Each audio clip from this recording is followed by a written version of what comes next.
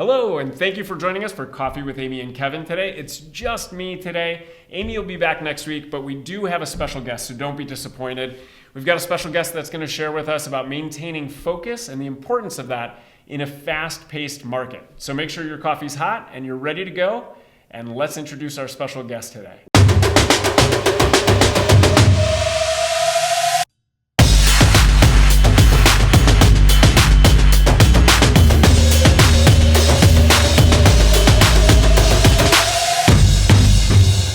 Our special guest today is Don Tennessen of Ninja Selling. He's also an agent, runs a team with his family in Fort Collins, Colorado.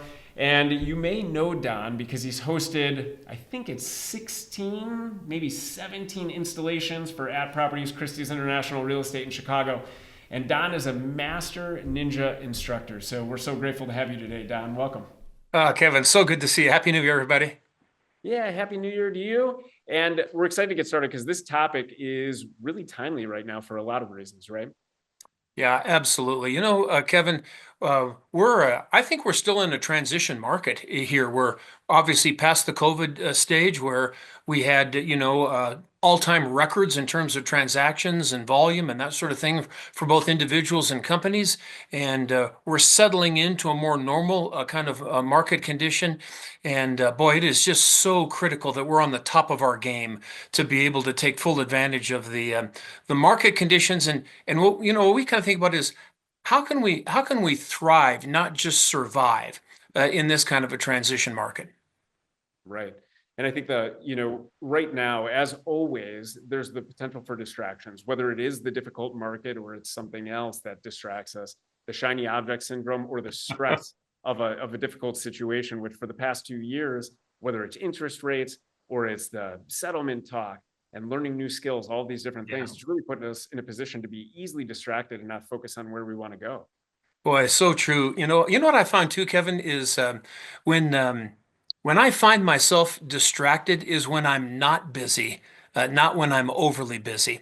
And so I think we maybe have a few ideas here about how we can maintain focus, and that allows us then to see the opportunities for leads and referrals and transactions in these markets. Because as we all know, the number of transactions, the projections, at least for the next couple of years, are slightly fewer transactions than maybe we've been used to.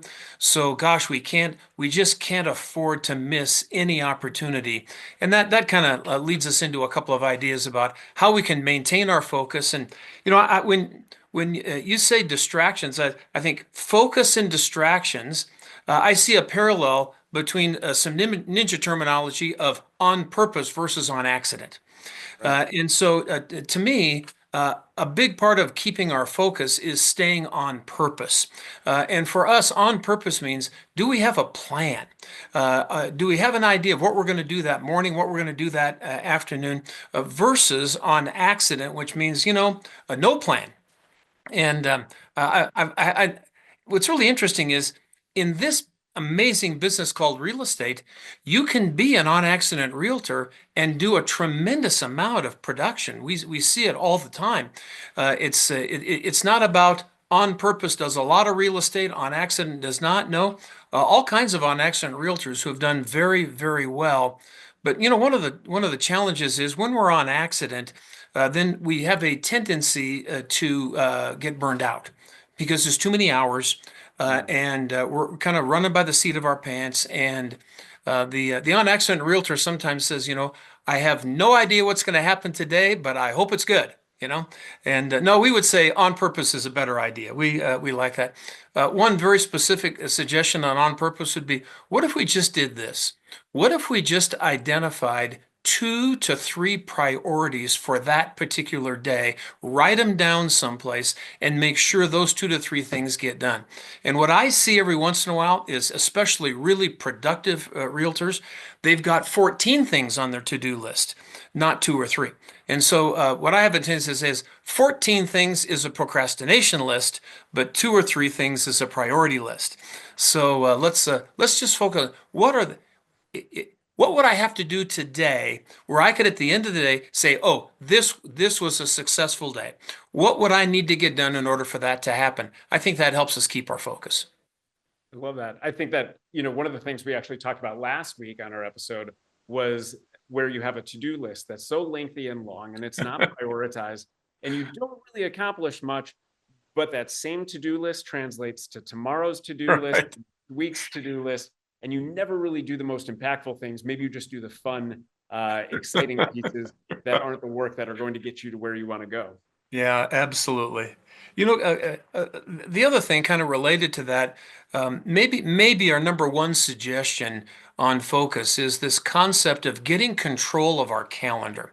And of course, we want to be available, to buyers and sellers and people who refer business to us.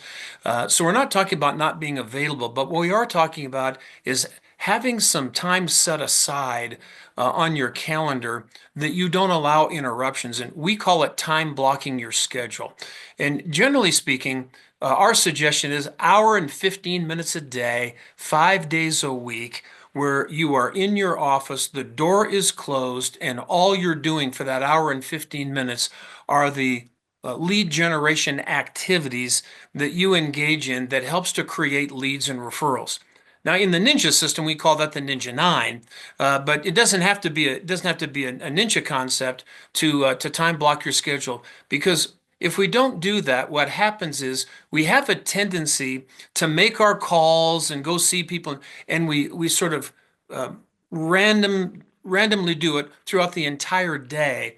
When we're in traffic, we're making calls and we're doing stuff like that. And to me, that's the greatest potential for distraction is when we try to spread this thing out all day long. So we like the idea. I think people would be amazed at what we can actually accomplish in an hour and 15 minutes if we don't allow anything else to interrupt us. That's a big deal.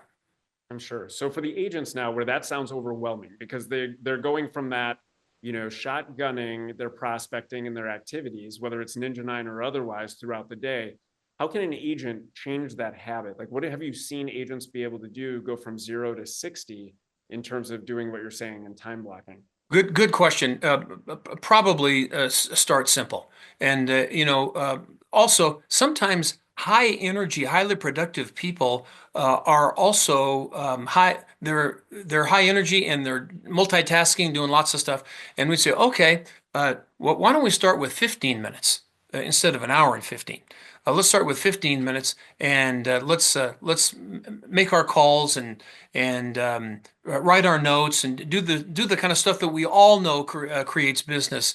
So yeah, if we're gonna ease into this thing, let's take a little bit less time and just make sure we do it every single day. I think what people will find is that time will start to expand kind of automatically as they realize how productive they can be. So, Sure. by the way, there's another version of this time blocking that you may have heard of. There's a guy in Canada by the name of Robin Sharma, and he's an author and he's kind of an organizational management expert. And Robin Sharma is sort of famous for this concept called the 90-91 rule. And what he says is, what if we did this? Think about a realtor. What if we did this? The first 90 minutes of our day for the next 90 days, and you focus on the one most important thing that'll drive your business to the next level. Uh, What yeah. what what if we had a whole company of realtors spending the first 90 minutes of their day focusing on generating leads and referrals? I wonder what would happen to our market share if we just did that. Unbelievable. Yeah. Even if half of the agents and brokers at a brokerage did that, the impact it would have. Yeah, it'd be amazing. So, I guess what we're talking about here is, some people are naturally organized Mhm. and other people aren't. Other people would say, well, I'm kind of ADD and I'm kind of all over the place and I can easily start here and end up over here without too much trouble. And what we would say is this: what if we said, don't change your personality? You don't have to be somebody different. Why don't we put some systems in place or have some process that's organized, and then you step into the system? You don't have to be an organized person, but your system is. And when you step into that, then that creates the focus that we're looking for. And that solves, something else that we hear from agents, which is, when it feels too regimented, it doesn't feel authentic. Yeah. So could you speak to that a little bit? Yeah, absolutely. Here's the thing. Oftentimes, I hear people say a similar thing. Well, they said, Don, I don't want to practice that pre-listing interview because I want to be authentic. I want to be transparent. But the fact is, the more we practice and the more rehearsal we have, the more authentic we can be because we're not trying to think about what we're going to say next. We're not focusing on, what's happening around us. So, I think practice is so critical in this area. And then, as long this is a bit off topic, but as long as you ask the question, I think we'll go one step further than that.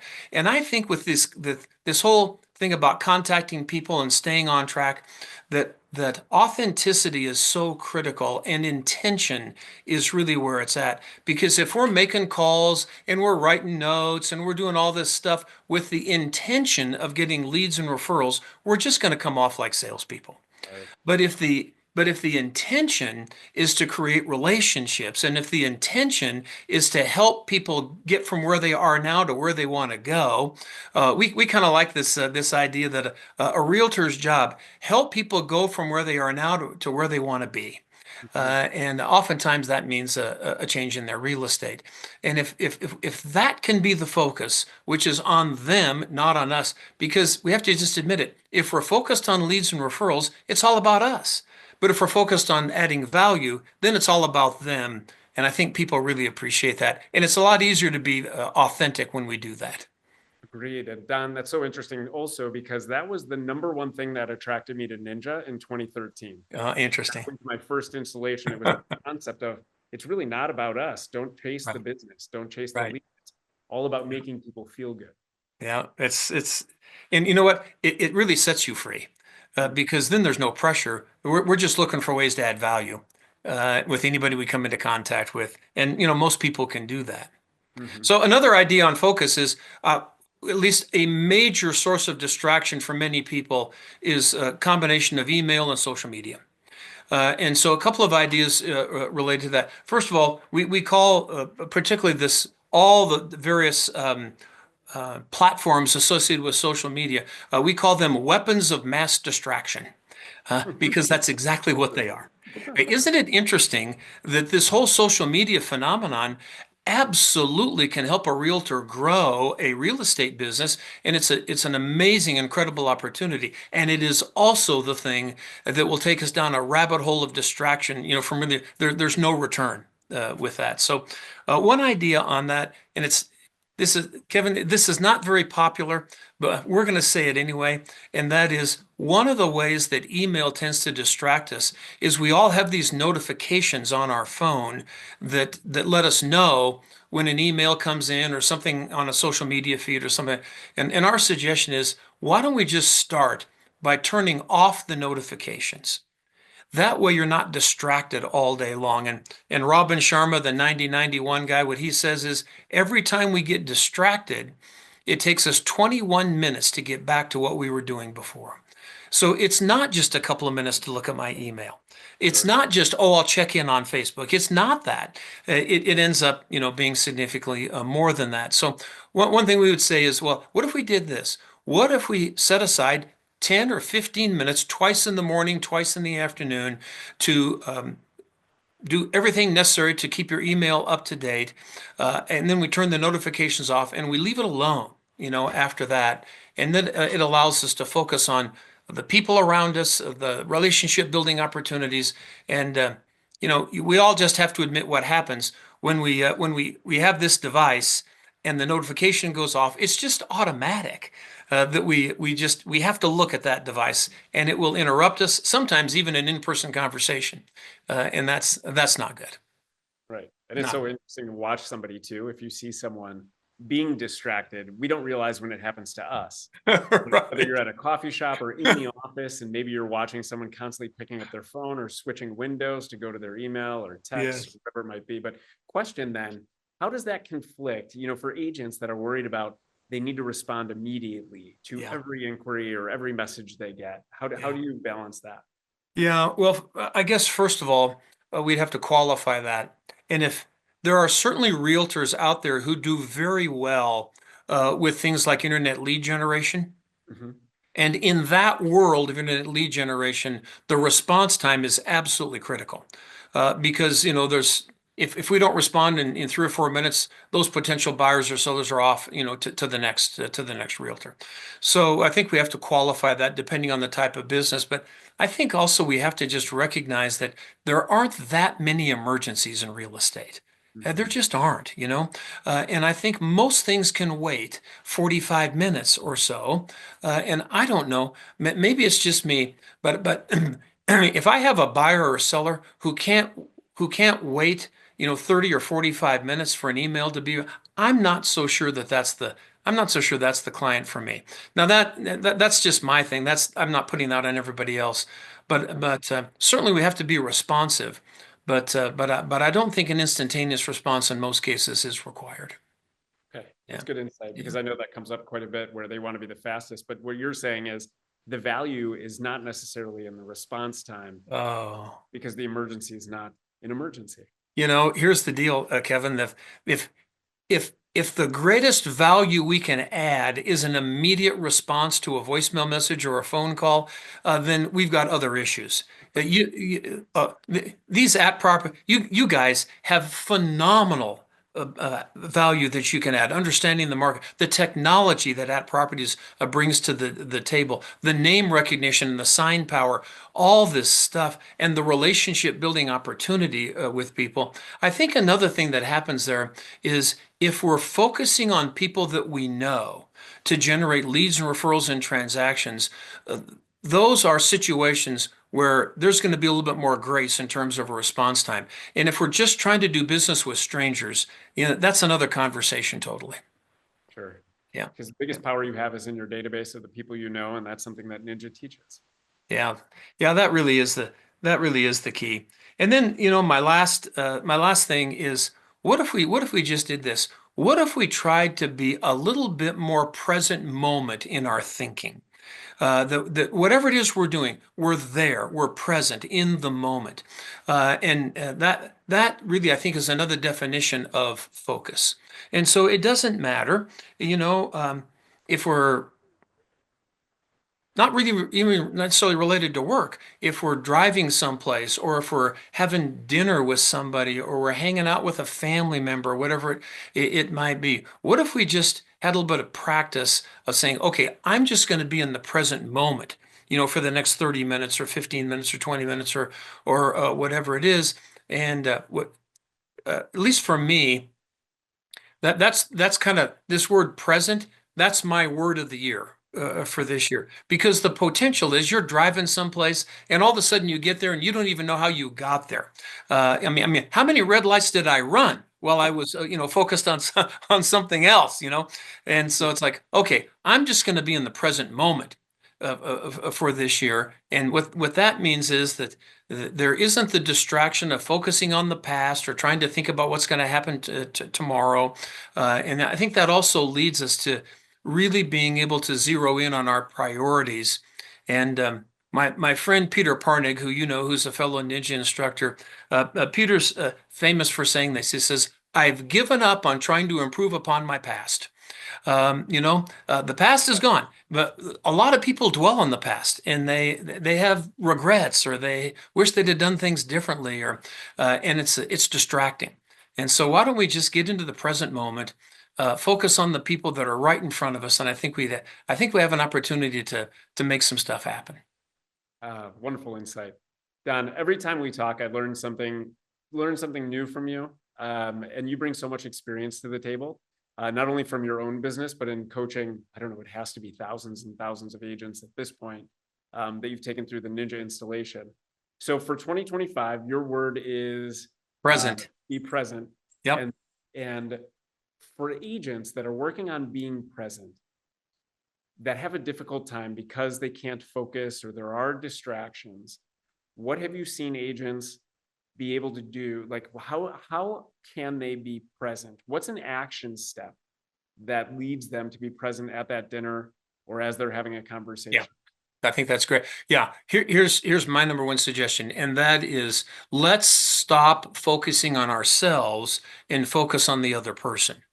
Because when we're focused on the other person, then we have to be listening. We're engaged in the conversation, and we're not trying to think, for instance, about what we're going to say next or have some story that we're going to tell about ourselves. And Kevin, if you just spend a few minutes and watch people interact with each other, it's sort of part of the human condition. But what we always say is people like to talk about their favorite subject, which is what? Themselves.